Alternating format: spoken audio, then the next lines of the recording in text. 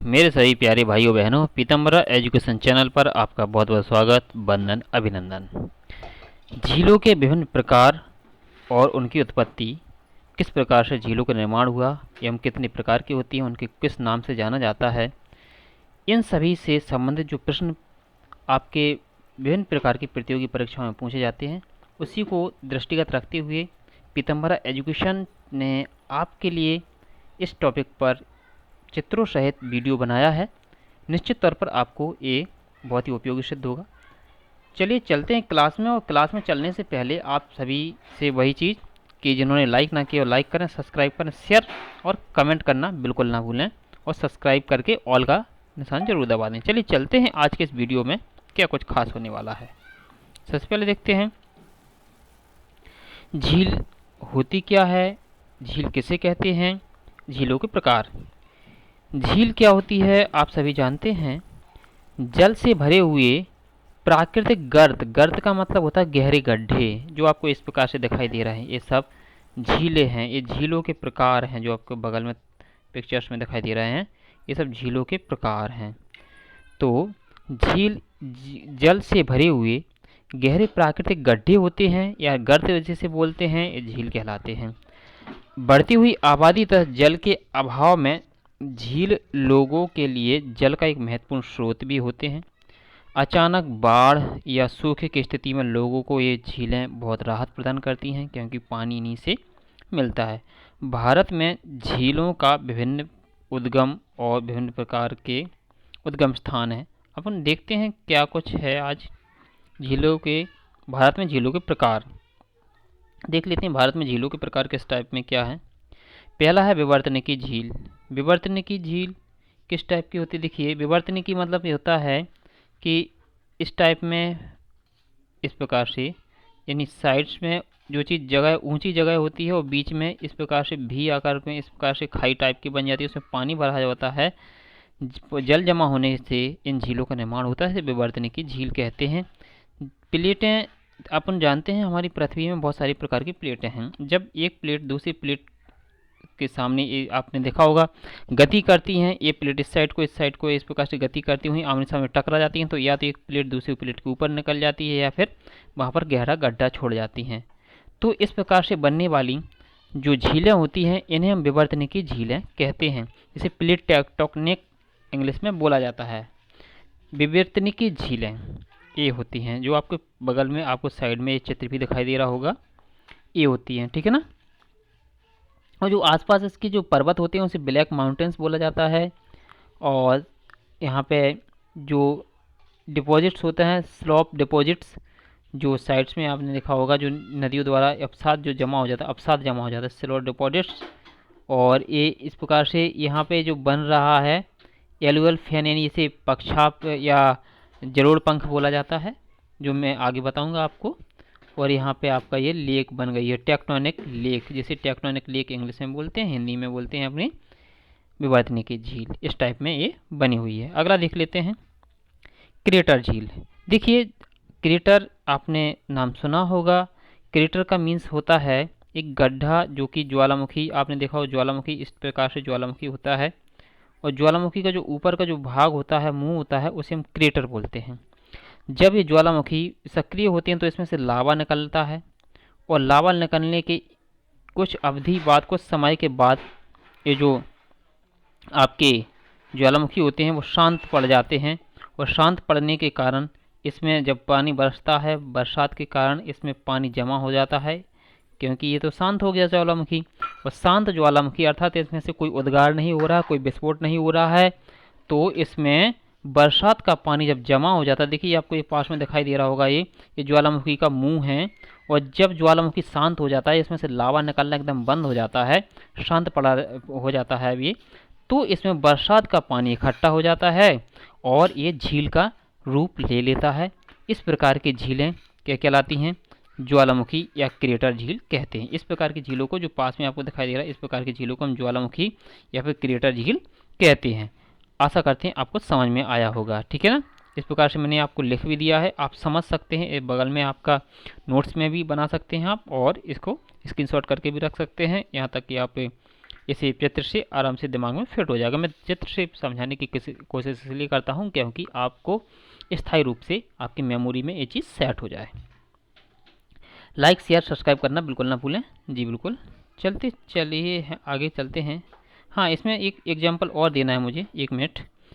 ये बुल्ढाना, महाराष्ट्र, एक राज्य अपना महाराष्ट्र इंडिया में, महाराष्ट्र के बुल्ढाना में लोनार झील क्रिएटर झील का एग्जाम्पल उदाहरण है। एग्जाम्पल या उदाहरण बोल सकते हैं अपन। ये महाराष्ट्र में लोनार झील जो है वो क्रिएटर झील का ही एग्जाम्पल है, क्वेश्चन में पूछा जाता है। अगला देखते हैं, हिमानी झील है। हिमानी, हिम यानी हिमानी मतलब बर्फ़, हिम जो बर्फ़ जमा होती है उसे बोलते हैं अपन हिमानी। इसे हिमानी से बनने वाली यानी बर्फ़ से जो बनने वाली झीलें होती हैं उसे अपन टॉर्न भी बोलते हैं, टॉर्न। ग्लेशियर लेक्स भी बोला जाता है और टॉर्न भी बोला जाता है। ये झीलें हिमानी यानी बर्फ़ जो होता है, स्नो जिसे बोलते हैं, अपर्दन का परिणाम होती हैं, ठीक है ना। गिरिताल एक लघु पर्वतीय झील है। क्वेश्चन आता है गिरिताल क्या है, तो ये लघु पर्वतीय झील है और विशेष तौर से यह एक हिमज बेसन यानी बेसन, इस प्रकार देखिए ये बर्फ़ है, जब यहाँ से इस प्रकार से आई और यहाँ पे देखिए आप यहाँ देखेंगे कि यहाँ पे ये ऊपर ज़मीन है और देखिए इस प्रकार से आप देख सकते हैं यहाँ पे, और नीचे ये क्या है, बर्फ़ है, अंदर की जमी हुई बर्फ़ है। धीरे धीरे यहाँ पे अपर्दन होगा, यहाँ से मिट्टी हट जाएगी तो यहाँ पे इस प्रकार से पानी ऊपर आ जाएगा, अर्थात यहाँ पे बर्फ़ से बनी हुई झील बन जाएगी। इस प्रकार की झील को हम हिमानी झील कहते हैं, ठीक है। इस प्रकार की झीलें हिमानी झील कहते हैं। और इसके मैं एग्जांपल के लिए बता दूं, गिरिताल एक लघु पर्वतीय झील है। और इसके बाद मैं बता दूं, भारत में अधिकतर हिमानी झीलें लघु यानी छोटे आकार की होती हैं। भारत में जितनी भी हिमानी झीलें हैं वो छोटे आकार की हैं। गंगावल झील जो कश्मीर के बृहद हिमालय में स्थित है, जिसे दीर्घ हिमालय भी कहते हैं, इसका एक उदाहरण है ना। और हिमानी झीलें लद्दाख, जम्मू कश्मीर, हिमाचल प्रदेश, उत्तराखंड के कुमायूं क्षेत्र में पाई जाती हैं। हिमानी झीलों के आपके सारे एग्जाम्पल हैं और मैंने आपको ये बताने की कोशिश की है कि ऊपर से इस प्रकार से बंद रहती है झील, जब यहाँ से मिट्टी वगैरह जो भी जिस चीज़ से ढका होता है, जो ज़मीन जो नीचे बर्फ़ है और ऊपर से ढकी हुई है, जब यहाँ से ऊपर अपर्दन हो जाएगा, मिट्टी वगैरह जो भी इसके ऊपर है वो हट जाएगी, तो यहाँ पर क्या बन जाएगा, झील बन जाएगा। और इस प्रकार से आपको नज़र आने लगेगी ये झील। इसी को कहते हैं हम, क्या कहते हैं, इसी को कहते हैं हम हिमानी झील, ठीक है। अब देखते हैं ग्लेशियर फॉर्मेशन ऑफ लेक्स। मैंने लेक्स इसी वही चीज़ मैंने यहाँ पे बताने की कोशिश की थी जो अभी मैं ऊपर बता चुका हूँ आपको, ठीक है। नेक्स्ट है झीलों, नदियों वाली झीलें कैसे बन जाती हैं। नदियों से भी झीलें बनती हैं, इसे फ्लोवियल लेक्स बोलते हैं। और नदियाँ अपने अपर्दन क्या होता है, ये जब ये नदियाँ बहकर चलती हैं तो अपने साथ बहुत सारा मिट्टी, कंकड़, पत्थर, गाद वगैरह सब बहा के अपने साथ में अपने प्रवाह में एक साथ बहाते हुए आगे बढ़ती हैं, ठीक है। और जब आगे बढ़ती हैं तो इनके साथ ये सब चीज़ें भी आगे बढ़ जाती हैं बहती हुई, ठीक है ना। तो इस प्रकार नदियाँ अपने अपर्दन को निक्षेपण क्रिया के द्वारा विभिन्न प्रकार के झीलों का निर्माण करती हैं।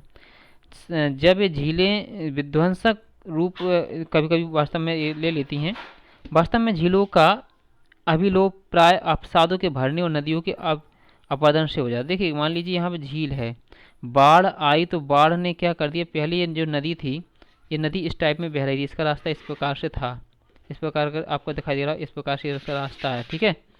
यदि बाढ़ आई और इसमें अपना रास्ता यहाँ से ये वाला रास्ता अपना बदल करके सीधे इस प्रकार से बहने लगी, यहाँ पर अवसाद जमा हो गया तो यहाँ से झील खत्म हो जाएगी ना झील। तो इस प्रकार से कभी कभी अवसाद भरने से झीलें ख़त्म भी हो जाती हैं और कभी कभी झीलें बन भी जाती हैं। जैसे नदियों से बनने वाली विभिन्न प्रकार की झीलें आपको मैं बता दूं, जैसे नदियां झीलें सामान्यतः अस्थायी होती हैं। क्यों होती हैं, क्योंकि मैंने अभी बताया ना, कभी अवसाद भर जाता है तो कभी इसमें से झीलों का नया निर्माण भी हो जाता है, इसलिए ये अस्थायी भी होती हैं तथा जल्दी ही अभिलोपित यानी गायब होने वाली हो सकती हैं। ये नदियाँ झीलों में जो प्रपात होते हैं, जैसे झरने वगैरह, इसमें देखिए गोखर झीलें नदियाँ बनाती हैं, गोखर झीलें, जरोड़ पंख झीलें, डेल्टा झीलें, डेल्टा झीलें, और बाढ़ के मैदानी क्षेत्र में झीलें, राफ्ट झीलें तथा राफ्टा जैसे ताराफ कहते हैं, अवरुद्ध झीलें जैसे, ठीक है ना, अवरुद्ध झीलें, राफ्ट डायमंड लेक्स जिसे बोलते हैं, ये सभी झीलें शामिल हैं। और गंगा और ब्रह्मपुत्र नदियों में ऊपरी, मध्य और निचले भागों में कई सारी झीलें देख सकते हैं अपन।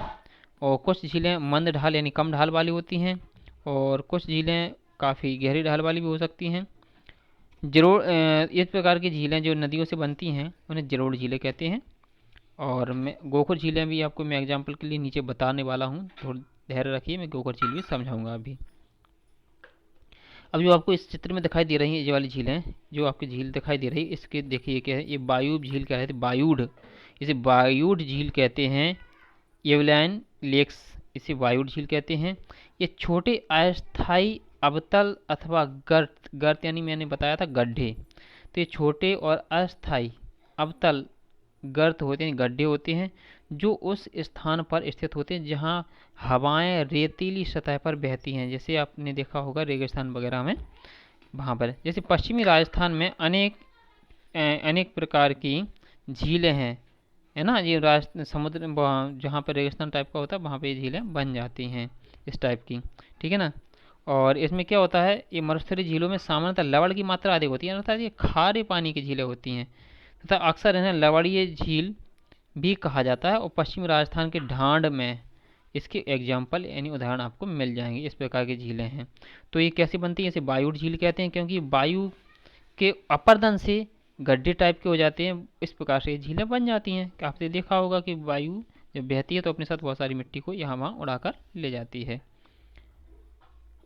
आई होप यू आर अंडरस्टैंड, यानी आप समझ रहे होंगे। अब देखते हैं द्रवण झीलें। द्रवण झीलें किस प्रकार की हैं, देखिए जो आपको बगल में चित्र दिखाई दे रहा है, ये द्रवण झील का ही एग्जाम्पल है। इसमें होता क्या है, इसमें आपको बता दूं, द्रवण झील, इन झीलों का निर्माण सतह पर गड्ढे के कारण होता है। जो सतह होती है ज़मीन पर, ज़मीन की सतह पर जो गड्ढा टाइप का बन गया ना, गड्ढे के कारण होता है। जो चूना पत्थर तथा जिप्सम, जो चूना पत्थर और जिप्सम होता है वो क्या होता है, विलयशील शैल है। विलयशील यानी घुलने वाली शैलें हैं, पानी से घुल जाती हैं ये। और भूमिगत विलयन के कारण ऐसी बनती है। जो भूमिगत जल होता है इससे धीरे धीरे धीरे पिघलती रहती है, घुलती रहती हैं, और एक समय ऐसा आता है कि ये क्या हो जाती हैं, घुल जाती हैं, है ना। घुल करके वहाँ गड्ढा टाइप का बना देती हैं। और ऐसी झीलें चेरा पूंजी, जहाँ पर काफ़ी ज़्यादा बारिश होती थी, होती भी है, अभी भी होती है, इसके आसपास शिलांग, मेघालय, भीमताल, कुमायूं, गढ़वाल जो उत्तराखंड में पाई जाती हैं, वहाँ पर ऐसी झीलें यानी द्रवण झीलें आपको काफ़ी सारी मिल जाएंगी, ठीक है। अगला देखते हैं लैंगून झील क्या होती है। देखिए बगल में लैंगून झील का एग्जाम्पल है, लैंगून झील।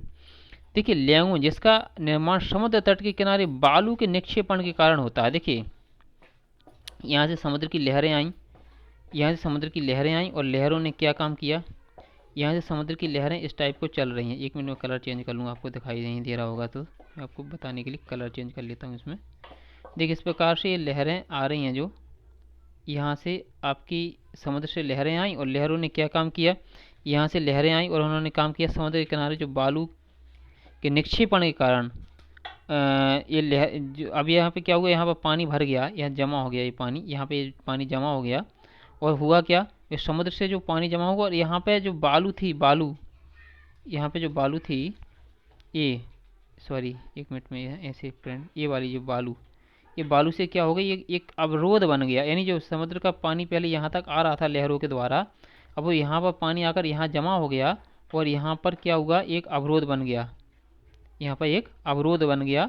अवरोध का यानी दीवार टाइप की बन गई। किसकी बनी ये दीवार, ये दीवार बनी है उसी बालू की जो कि लहरों के साथ आई थी। तो यहाँ पर जो बन गई है झील, जो बन गई है, इस प्रकार की बनी हुई झील को हम कहते हैं लैंगून झील, जो हमेशा तटों के किनारे ही बनती है, ठीक है। लैंगून, इसका निर्माण समुद्र के किनारे बालू के निक्षेपण के कारण होता है।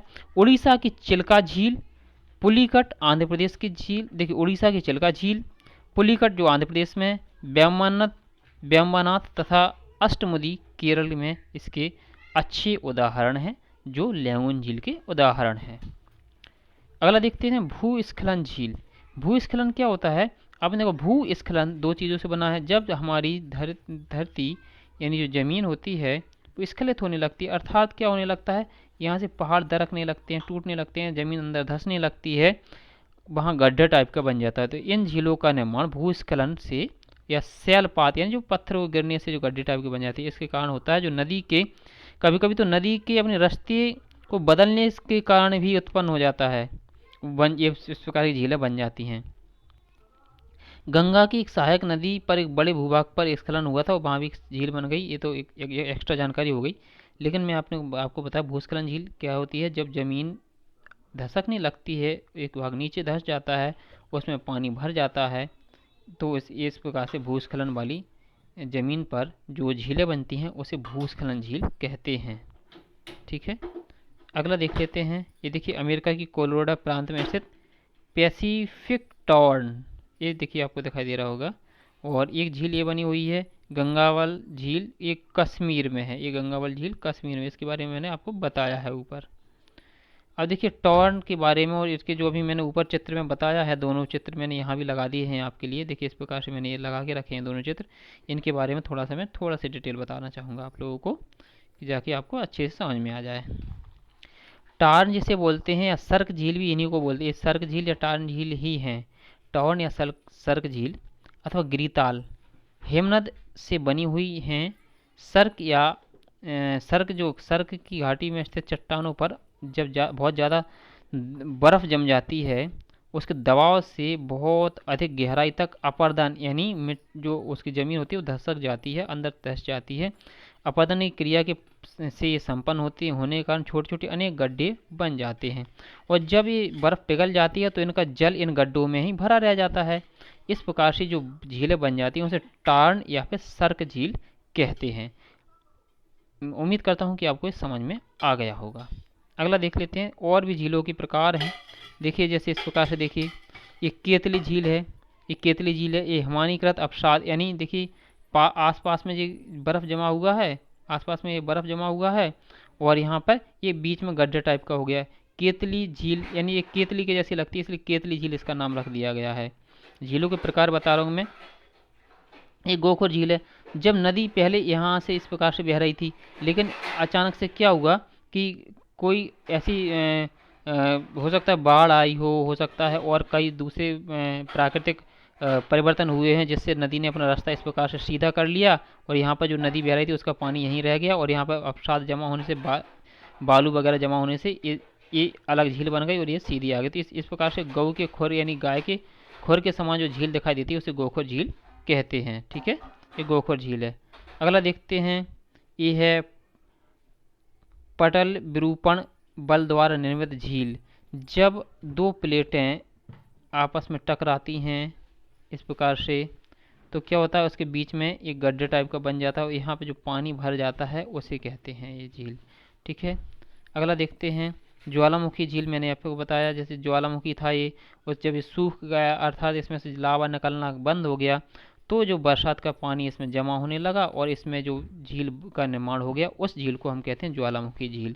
मैंने पहले ऊपर आपको बता भी दिया है इसके बारे में। अगला देते हैं भ्रंश घाटी झील। भ्रंश घाटी झील जब दो पहाड़ों के बीच में या दो ऊंची जगहों के बीच में जब पानी भर जाता है, तो इसे हम कहते हैं भ्रंश घाटी झील। और देखते हैं टार्न के बारे में, अभी बता तो चुका हूँ मैं। टार्न जो बर्फ़ होता है, बर्फ़ यानी हिमानी जिसे बोलते हैं आप, या जिसे स्नो बोलते हैं आप, जो भी आप समझें। ये जब स्नो के अत्यधिक दबाव के कारण, बहुत ज़्यादा स्नो यानी बर्फ़ ज़्यादा ऊंची जम जाती है और काफ़ी दबाव पड़ता है ज़मीन, तो ये ज़मीन कभी धसक जाती है, नीचे के अंदर धस जाती है, और यहाँ पर जो गड्ढा हो जाता है, और कुछ समय बाद जब भी जिस परिस्थितियाँ होती हैं और यहाँ बर्फ़ पिघलने लगती है, तो ये जो बर्फ़ जमी हुई थी उसका पानी यहाँ पर जमा रह जाता है। इस प्रकार से बनी हुई झील को हम टार्न झील कहते हैं। मैं उम्मीद कर सकता हूँ कि आपको ये सब झीलें समझ में आ गई होंगी।